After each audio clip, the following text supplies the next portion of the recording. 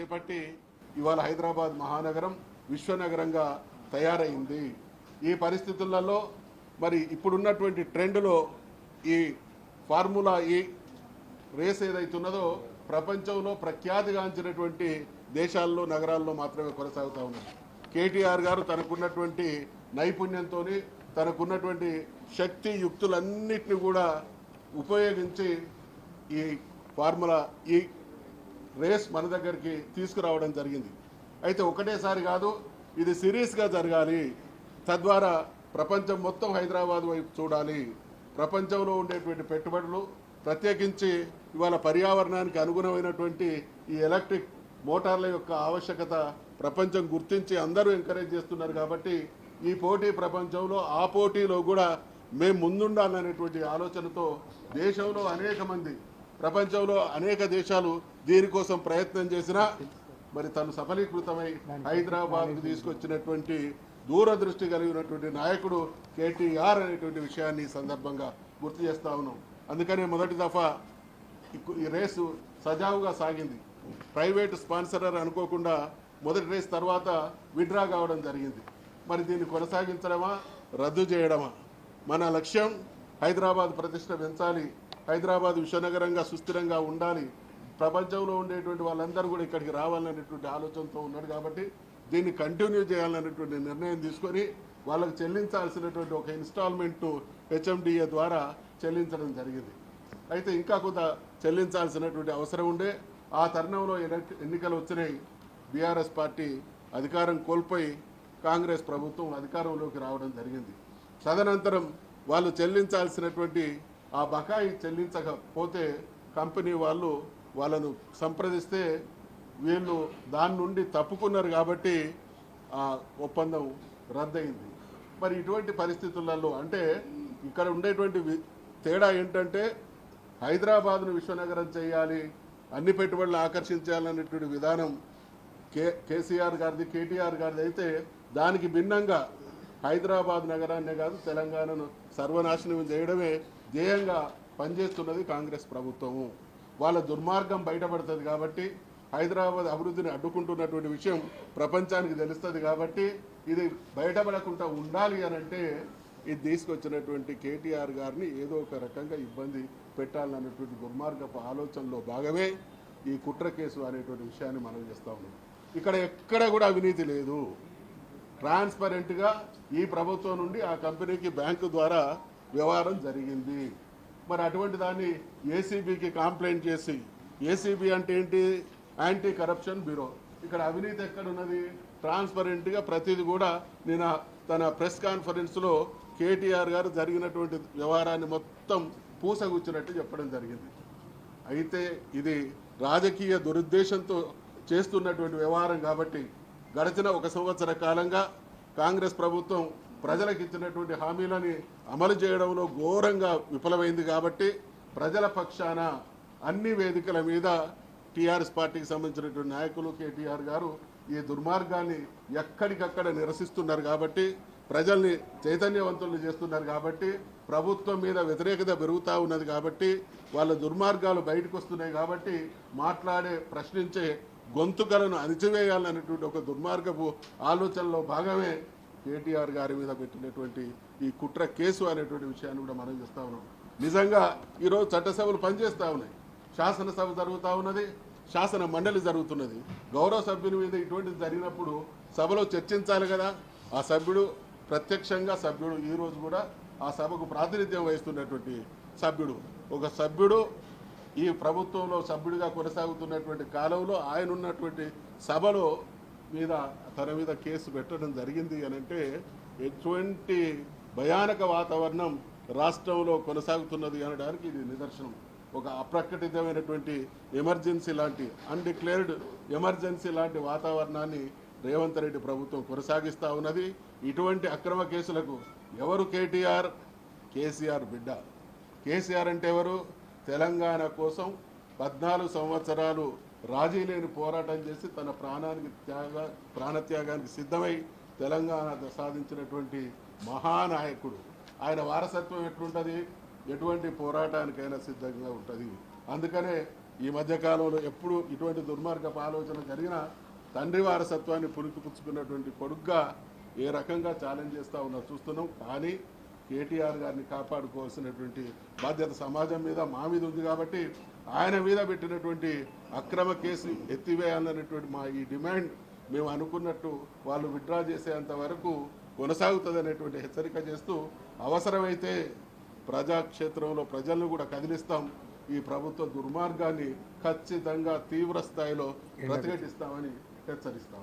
కేటీఆర్ గారి మీద పెట్టిన అక్రమ కేసులను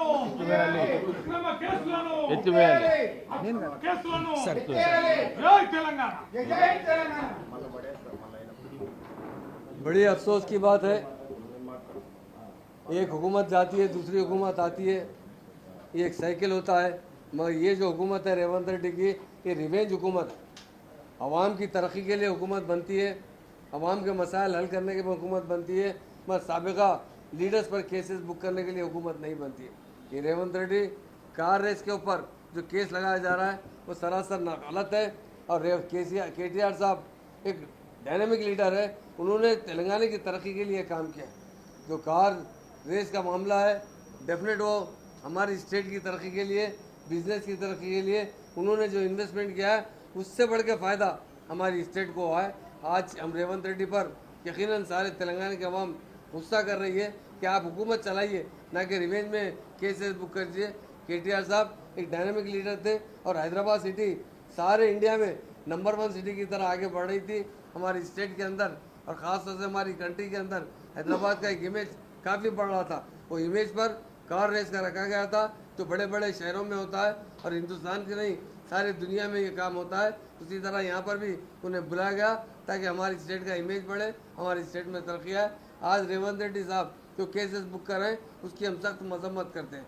रेवंत रेड्डी साहब जो वायदे कर रहे हैं वो पूरे कीजिए, 6 गारंटी दिए गए 6 गारंटी को पूरे कीजिए। वो गारंटी लोगों की तवज्जो हटाने के लिए कभी फार्मर्स को अंदर डाला जाता है, कभी हमारे एमएलए को पकड़ा जाता है। आज हमारे लीडर पर जो वर्किंग प्रेसिडेंट है हमारी पार्टी के, उन पर गैर जुर्मी के बोहतान लगाया जा रहा है, तोहमत लगाई जा रही है। इसकी हम सख्त मजम्मत करते हैं।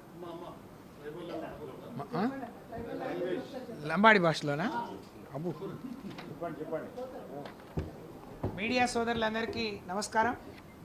మరి గడిచిన 5 రోజులుగా శాసన మండలిలో అనేక అంశాలు లేవనెత్తినాం. ఏ అంశానికి సరి అయిన చర్చ జరగకుండా, సరి అయిన సమాధానం ఇవ్వకుండా కేవలం వారికి నచ్చిన బిల్లులు పెట్టుకొని వారికి నచ్చిన విధంగా నడుపుతున్నారు. ఈరోజు మీరందరూ చూస్తూ ఉన్నారు, నిన్న బీఆర్ఎస్ పార్టీ వర్కింగ్ ప్రెసిడెంట్ మరి కేటీఆర్ గారి మీద అక్రమంగా కేసు పెట్టిను. దాని మీద చర్చించుదాం సభ జరుగుతున్నప్పుడు సభలో ఉన్న సభ్యుడికి ఈ వేదిక ఉపయోగపడాలి, దాని ద్వారా రాష్ట్ర ప్రజలకు కూడా వాస్తవాలు తెలియాలని ఎంత పట్టుబట్టినా ఇవ్వకుండా ఇవాళ అక్రమంగా కేసు పెట్టిరు. దీన్ని రాష్ట్ర ప్రజలకు జరిగిందేంటో జరగాల్సిందేంటో చెప్పాల్సిన బాధ్యత మా పైన ఉంది. నేను ఈ కౌన్సిల్ వేదిక ద్వారా మా మీడియా సోదరులందరి ద్వారా ఈ రాష్ట్రంలో ఉండే మరి గిరిజన సోదరులు మొన్న లగచెర్లలో మీకు కష్టం వస్తే మీకు అండగా నిలబడి ఆదుకున్నందుకు ఇవాళ మరి నరేందర్ రెడ్డి నుంచి మొదలైన రేవంత్ రెడ్డి గారి పతనం మరి కేటీఆర్ గారు దాన్ని అంతం చేస్తారు కాబట్టి ఆయనను కూడా ఈ కేసులో ఇరికియాలనే ఒక సంకల్పంతో ఆయన ముందుకు పోతున్న మరి విషయాన్ని మా గిరిజన సోదరులకు కూడా చెప్పాలనే ఉద్దేశంతో ఏ తెలంగాణ राष्ट्र में छजो को ग्वार भाई ने याड़ी बापू ने सेने राम राम नमस्कारम. आज केटीआर प्रे एक केस गालन ग्वारे अंडगा आज मानकोटमा लगचेर्लार ग्वारे ने अंडगा निलबड़न दिल्ली ताणु ले जान उन्होंने जरिगिजुको अन्यायमेने मरी सारी देशेन कोकेन आलोचना थी रेवंत रेड्डी सरकार आज केटीआर प्रे केसीआर बेटा केटीआर प्रे केस गालन आज लगचेर्लार अपन ग्वार भाई से रैतुल से जेलियांती रात जाए आज कोंतमंदी आरे छे मुंदुने अंडगा निलबड़ो सवारे सारी राष्ट्रम फरे सेने कूडगट्टे अपने कनायती अति प्रमादम छे एने कुयंती केसे गालनो इब्बंदी गालनो के उद्देश्य थी न कीधो जे तप्पुने आज कावाలని कुट्र करन आज केटीआर पर केस गाले जो विषय तमसे गमनिंचनो केटीआर आज असेंब्ली एमएलए 5 एमएलए गेलचो 10 वर्ष एम राष्ट्र में मिनिस्टर करन हैदराबाद ने तेलंगाना ने भारत देश में प्रपंच में मुनागलाया जो केटीआर ने अक्रमंगा केस घाल रहे वही एमएलए आता असेंब्ली वेरीचे जना ओमा वाते करा काय वजु को मैं पूछूं मैं किधर जो तप्पु काय को तब मालूम करोगे इनका तो अवकाशम न जो केस घाले दुर्मार्गम ये ने ग्वारेर समाजम आज ग्वारेर कतरा चजुको अपना नायकुल सेवन खंडिंचनो केटीआर ने अंडगा निलबड़नो बीआरएस ने अंडगा निलबड़नो के तुम्हारी बेटी नहीं केसीआर 5 वर्ष रहना ग्वार भाई ने काय की दो को मालूम जना कसनी को पचे एक तो ही उन्होंने देखा के ले पर आज ग्वार भाई से आलोचिंच रहे चे केज को से बातें लबारी झूठी पर ये काई कर सके नहीं करेर काम न करे जो न करेर काम करन आज सेने इब्बंदी घाल रोजे रेवंत रेड्डी प्रभुत्व में बुद्धि के वासु ग्वारेर समाजम सेरांग मुनागरणों के कहती हुई सेने राम राम जय तेलंगाना सेने नमस्कारम जय तेलंगाना जय तेलंगाना హైదరాబాద్ మహానగరం అందించేటువంటి ఫలాలు నా జాతి అనుభవిస్తూ ఉండాలనేటువంటి ఆ సుస్వప్నంతో వారు అనేక కార్యక్రమాలు చేపట్టి